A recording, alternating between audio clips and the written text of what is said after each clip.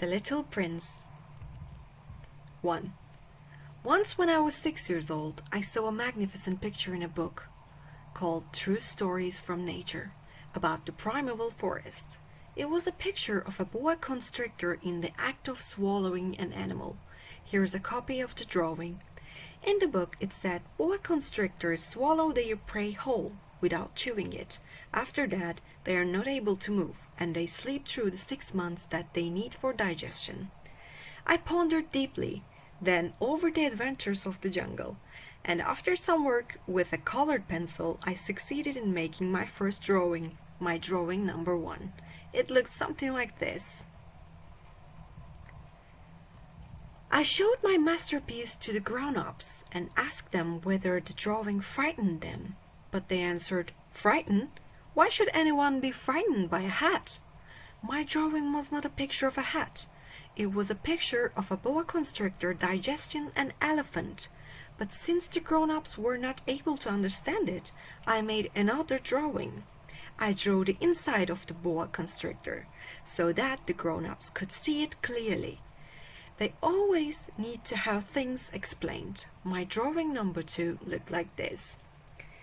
The grown-ups' response this time was to advise me to lay aside my drawings of boa constrictors, whether from the inside or the outside, and devote myself instead to geography, history, arithmetic, and grammar.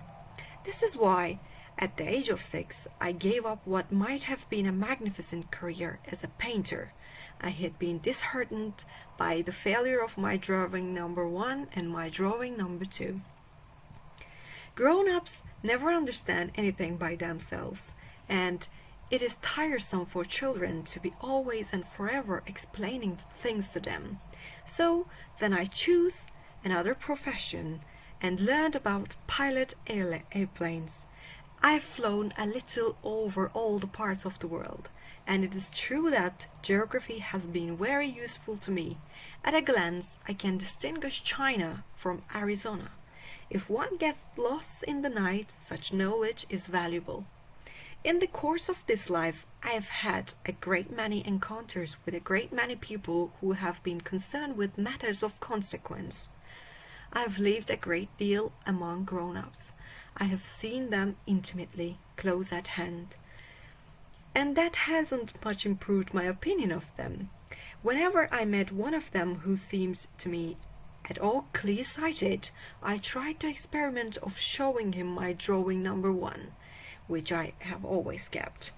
I would try to find out if this was a person of true understanding, but whoever it was, he or she would always say, "That is a hat."